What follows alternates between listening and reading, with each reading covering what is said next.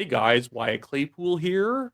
We have some breaking news to discuss right now. In a massive betrayal of Canadian Conservatives, Conservative MP Chris D'Entremont has decided to resign from the party and is likely to join Mark Carney's Liberal government. He represents the riding of Acadianapolis in Nova Scotia and was, until today, the only Conservative MP from the riding. Now, I want to break down all the details of this with you guys, and then we will talk a little bit about the budget, but I mainly want to preserve discussion of the budget for an entirely different video. We'll just kind of breeze over it because it kind of has to do with this potential floor crossing over to the Liberals. Again, he has resigned from the Conservative Party, but we don't know yet if he will go over to the Liberals. It seems pretty likely just based on his statements, but it still hasn't quite happened yet. But before I get into it, I just want to remind you guys, hey, if you like the channel, make sure to leave a like on this video, subscribe if you are not yet a subscriber, and if you are a subscriber, please hit the notification bell. And of course, with a big shocking topic like this, let me know what you think in the comment section below. My first, not even hot take, it is the coldest take you could possibly get. This is why we need recall legislation. When somebody just decides to up and leave a party, for what we are about to get into being a very shallow reason, I think their voters should be able to recall them and have a new election. This wasn't somebody being kicked out of the Conservative Party because they ran in a certain way in the election and then the party was telling them to do something they weren't comfortable with and then they ended up getting kicked out. This is someone just looking at their watch saying, oh, look at the time. And then they just leave. It might be easier to get elected as a liberal next election. So, what I'm going to go do, this is absolutely pathetic. Chris D'Entremont should never be reelected again, no matter what party banner he is running under, because this was a big betrayal. Again, if you leave a party because there was an ideological schism, it's like in British Columbia with Tara Armstrong leaving the BC Conservatives after they kicked out Dallas Brody. That was because of an ideological shift the party was going over. And she says, I never signed up for this. I'm going to keep representing the values that I signed on to represent in a new party that will actually let me do it. This is just nothing. It is just a popcorn fart of a reason, but we will now get into it. So, this all started in the morning with rumors being published in Politico, the online political magazine, saying that Conservative MP says he's considering joining Canada's Liberal government. And I just want to go down and jump to his reasons. The preamble here is everything I've already pretty much said at this point.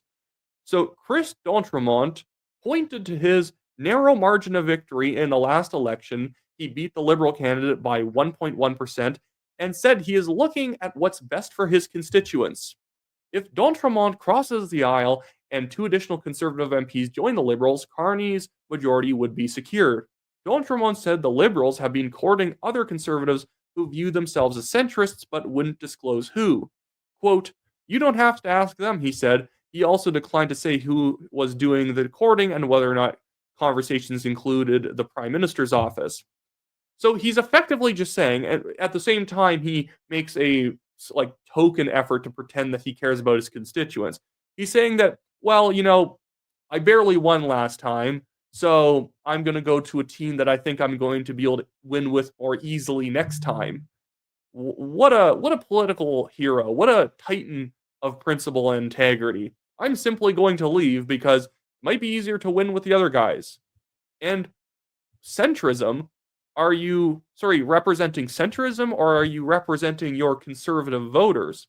Now, I don't require every person inside the Conservative Party to be as conservative as me. You can be a little bit, more liberal depending on the issue, as long as you generally have what I could see as a conservative core to you.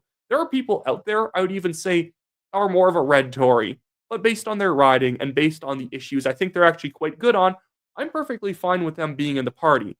But we have a problem in the Conservative Party of people who are only there because it was easier to get elected as a conservative than the Liberals, but in fact, they would be more comfortable being part of the Liberal Party that stands for nothing in particular other than keeping themselves elected.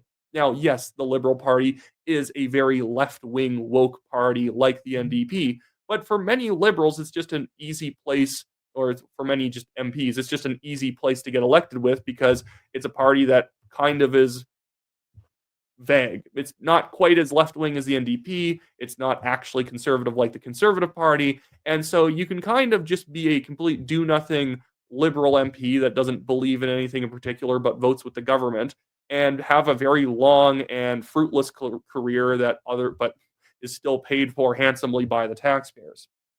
But I want to go a little bit further into this article because very much it seems like the strategy of Mark Carney is rather than doing a good job in government and making people like him to be able to maintain his government, he's going to try and maybe threaten the positions of some conservative MPs and put them on his target list to see if he can make them cross the floor. So rather than actually having to win a government, he can threaten his way into getting a government. It says, the Nova Scotia MP had a recent falling out with his party after his caucus refused to back him as Speaker of the House of Commons, a position Chris, I've already forgotten how to say his last name, D'Entremont. There you go. D'Entremont has sought more than once. He previously served as a Deputy Speaker of the House. His views are more in step with Carney, who is seen as leaning further right than previous Liberal leaders. No, he's not. He's not Trudeau. He always seems more conservative in his temperament and style. He's still as liberal, as left-wing as Trudeau is. His temperament seems more conservative. But the article goes on to say, he is also well-liked within the Liberal Party and is known to is not known to buy into the right-wing populism movement that Conservative leader Pierre Poilievre embraces. His views are more in step with Carney? Then why didn't he run for the Carney Liberals? Or is it because he saw going into 2025, it was more likely that he was going to win as a Conservative? And now that he thinks that the winds have shifted a bit, he's going to run as a Liberal. And also, oh my goodness, I can't believe the Conservatives didn't let me be the Speaker of the House. Well, of course they don't want you to be the Speaker of the House. They want the Liberals to have to put up the Speaker so that it's more difficult for them to pass things because the Speaker tends to not be able to vote on actual pieces of legislation. And so by the Conservatives putting up the Speaker, it would actually get the Liberals artificially closer to being able to pass stuff, even though the government usually puts the Speaker up. It's also asinine. But now let's move on to some other stuff about this whole controversy. I want to just jump over to the letter just because, we should talk about the letter he released. It's extremely short, so you'll forgive me for moving on quite quickly. Trendingpolitics.ca posts on X, breaking Nova Scotia MP Chris D'Entremont officially resigns from the Conservative Party caucus.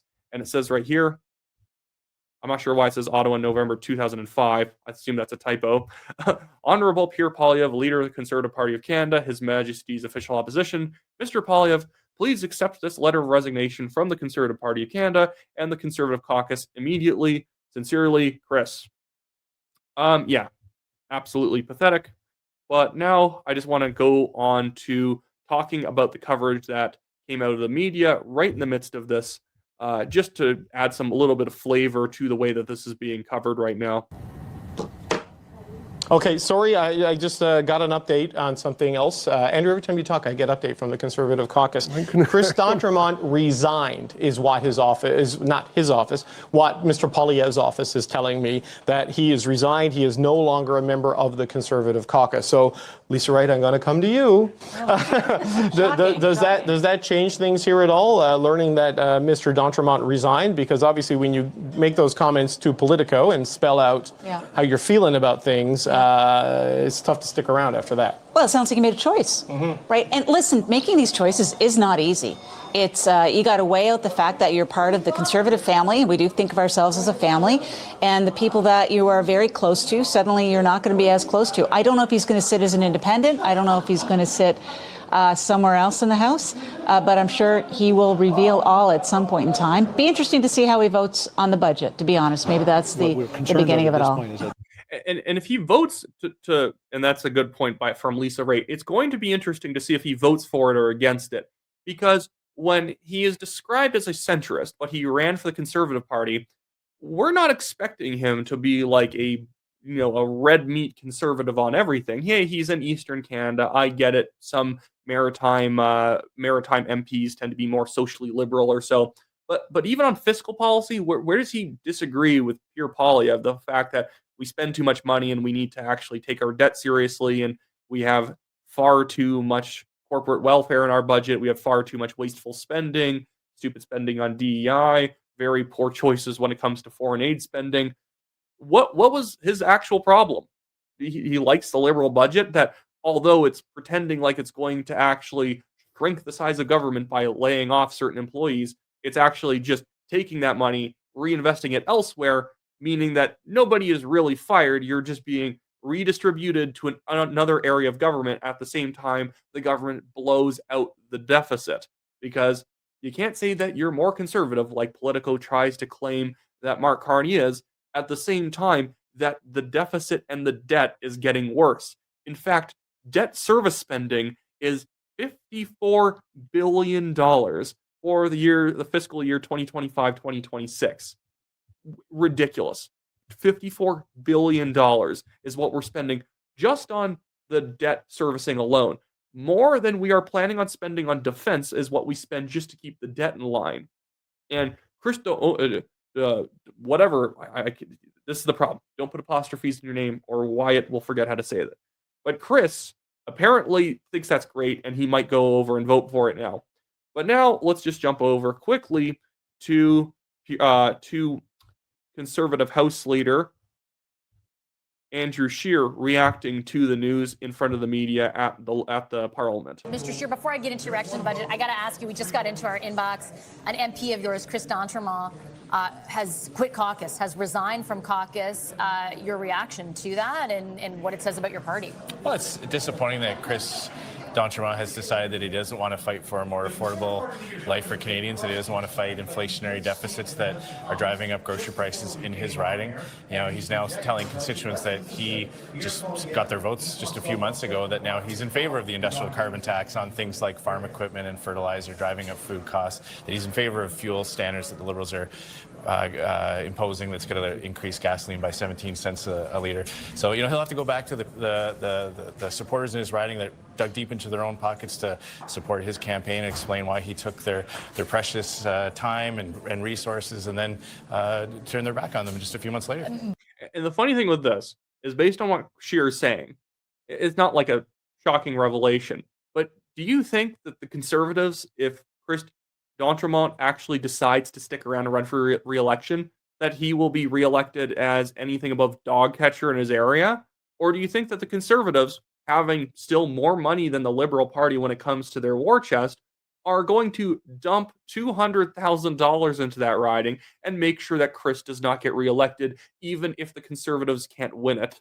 Although it is mostly just a Liberal Conservative riding, so there's no way of splitting it to another party. But you get my point. They're going to be out for blood for him. And yeah, the narrative doesn't even really make sense for Chris, because he would have spoken out, even as a very centrist conservative. He would have spoken out against so many things that the Carney government is currently doing that he said were bad and why you should vote for him because he's not going to do it. But now he's doing it. Might it be that he doesn't think your party's solutions are the correct ones now? You know, he ran on them in the platform. He saw our platform and he said, yes, I support all this, back in April when Conservatives were offering hope to young Canadians who couldn't find jobs, who had to move back in with their parents, back into their parents' basement. Our platform offered hope for young Canadians. Mark Carney's message is one of sacrifice, that Canadians who have been hammered hard by the cost of living crisis are going to have to sacrifice even more to feed a ever-growing budget, a deficit that's going to add billions to the national debt that has to be paid off with interest. So Mr. D'Entremont's going to have to explain that to his constituents. And I hope we have definitely requested an interview, and I'll be asking him those questions. But ultimately, what does it say that there might be enough in this budget and the way in which this Prime Minister is governing to satisfy someone who ran just a few months ago as a Conservative? Does that not say something more largely about your I wouldn't party? read too much of that. I know Mr. D'Entremont has had some personal grievances about the fact that he didn't get elected deputy speaker. He's been kind of upset about that. So I'm disappointed that he let his own personal grievances get in the way of his commitment to his constituents, that he would fight for a more affordable budget to bring down the cost of living, to lower the tax burden on Canadians. But again, he's going to have to explain to all the people that he looked in the eye, took their donations, put signs on their lawns, and then explain why he betrayed them just a few months later. And again, when you actually look at the dynamics of a riding like that, the Conservatives are in fact doing better in Atlantic Canada in the polling than they did on election day. And they won that riding. Obviously, Chris D'Entremont was elected as a Conservative at the time. So does he not think that his Conservative replacement, with an energized base of ticked off people who now want to stick it to him, aren't going to be able to elect a different person, a younger Conservative person, as the representative of the riding? I'm trying to find the Atlantic numbers here, but yeah, although it's like rated as potentially more liberal leaning, generally speaking, when you actually shake out the results in a real election, is probably going to go Conservative. A lot of pollsters have this problem where they way overpoll the Liberals in Atlantic Canada, and I'm not just saying that. Look at the Newfoundland and Labrador provincial election. Liberals leading by sometimes 20 points in certain polls, and I don't even blame the pollsters. It's just a very difficult part of the country to poll accurately. Liberals leading provincially 20 points, 14 points, 13 points, 16 points, and they get blown out by the PC party and they win a majority government. Now, they're not the most conservative party, the PCs in Newfoundland, but still, it's not like the actual liberal brand is that bulletproof when it comes to the Maritimes. And when you actually correct for some of the really bad pollsters in Atlantic Canada, some are far more realistic. Acadianapolis is very likely to just go back to the Conservatives no matter what political maneuvering goes on here. But anyways, that should be pretty much it for this story. I don't think you need me to keep harping on about how much of a betrayal this is. It is. He's probably going to get punished by the voters for it. Mark Carney may be trying to cobble himself together a majority government here, but now it's probably time for Conservative Party leader Pierre Poilievre to put the pressure on anyone else who would think about leaving, and so that they know whenever the election happens, whether it be in a full 4 years or it be in the next year, they're not going to get reelected if they decide to make the jump. What are you really getting other than you get to say that you're a part of the government when you lose all of your integrity and respect from the people that got you into office? It's absolutely stupid. But anyways, with that all being said, thank you guys for watching, and I'll see you all next time.